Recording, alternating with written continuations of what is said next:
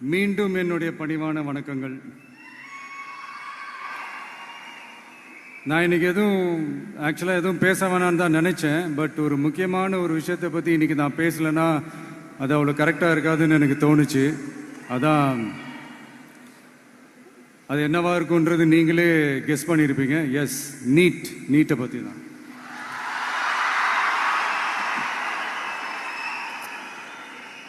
இந்த நீட்ன்றது பார்த்தீங்கன்னா நம்ம தமிழ்நாட்டில் இருக்கிற மாணவ மாணவிகள், குறிப்பாக கிராமப்புறத்தில் இருக்கிற ஏழை எளிய பிற்படுத்தப்பட்ட, மிகவும் பிற்படுத்தப்பட்ட மற்றும் தாழ்த்தப்பட்ட வகுப்பினை சேர்ந்த இந்த மாணவ மாணவிகள் எல்லாருமே ரொம்பவும் பாதிக்கப்படுறாங்கன்றது தான் ஒரு சத்தியமான ஒரு உண்மை.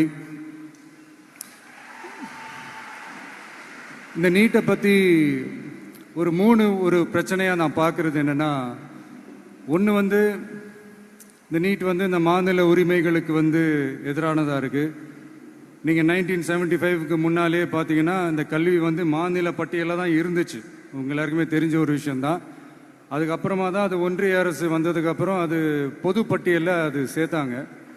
எனக்கு தெரிஞ்சு அதுதான் ஒரு முதல் பிரச்சனையாக ஒன்று ஸ்டார்ட் ஆச்சு. ரெண்டாவது பார்த்தீங்கன்னா, ஒரே நாடு, ஒரே பாடத்திட்டங்கள், ஒரே தேர்வு. இது பேசிக்காகவே அந்த கல்வி கற்கும் அந்த நோக்கத்திற்கே ஒரு எதிரான ஒரு விஷயமா நான் அதை பார்க்குறேன். ஒவ்வொரு மாநிலத்துக்கு ஏற்ற மாதிரி அந்த பாடத்திட்டங்கள் இருக்கணும்.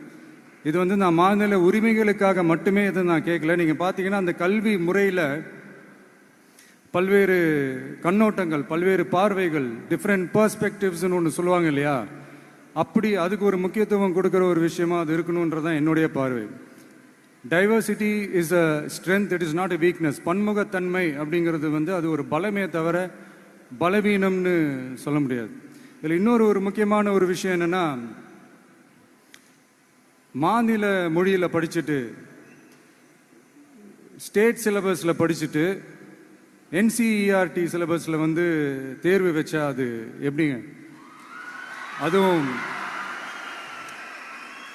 கிராமப்புறத்தில் இருக்கிற மாணவ மாணவிகள், அதுவும் அவங்களுடைய மருத்துவ படிப்புக்கு கொஞ்சம் யோசிச்சு பாருங்க, இது எவ்வளோ ஒரு கடினமான ஒரு விஷயம்னு.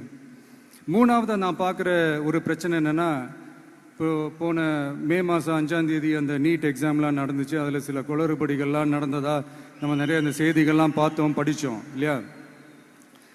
அதுக்கப்புறமே என்ன ஆயிடுச்சுன்னு பார்த்தீங்கன்னா, அந்த நீட் தேர்வுக்கு மேலே இருக்கிற அந்த நம்பகத்தன்மையை மக்கள் மத்தியில் சுத்தமாக போயிடுச்சு.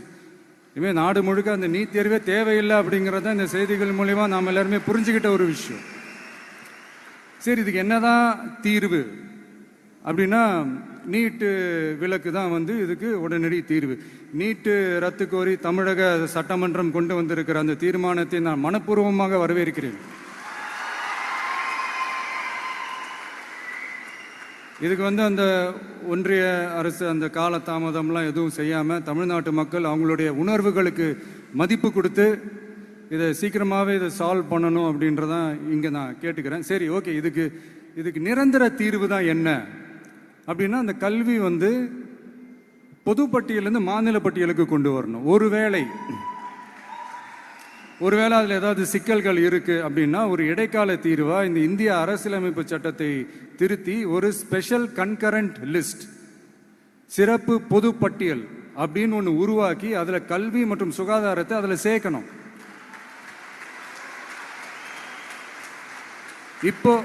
இப்போ இருக்கிற அந்த பொது பட்டியல் என்ன ஒரு பிரச்சனை அப்படின்னா, நீங்கள் அந்த துறைகள்லாம் பார்த்தீங்கன்னா மாநில அரசுகளுக்கு என்னதான் அதில் அதிகாரம் இருந்தாலும் அது முழுக்க முழுக்க ஒன்றிய அரசினுடைய கட்டுப்பாட்டில் தான் இருக்குது. அதனால் மாநில அரசுகளுக்கு அந்த முழு சுதந்திரத்தை அது தரப்பட வேண்டும் அப்படின்றதான் இங்கே என்னுடைய தாழ்மையான ஒரு வேண்டுகோள்.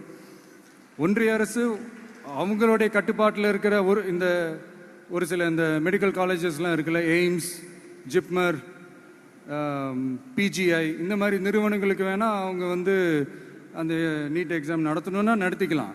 பட் இங்கே அந்த பிரச்சனை என்னன்னா, இது என்னுடைய ஒரு சஜஷன் தாங்க. இது நடக்குமா? உடனே நடக்காதுன்னு எனக்கு தெரியும். அப்படியே நடந்தாலும் அதை நடக்க விட மாட்டாங்கன்னு எனக்கு தெரியும். ஸோ அதனால் இந்த சந்தர்ப்பத்தில் என்னோட சஜஷனை உங்ககிட்ட அதை நான் பகிர்ந்துக்கணும்னு ஆசைப்பட்டேன். இதுதான் என்னுடைய தனிப்பட்ட ஒரு கருத்து நீட்டை பற்றி. ஸோ மற்றபடி வேறு ஒன்றும் இல்லை. வந்திருக்கிற என்னுடைய friends, learning is fun, education is celebration.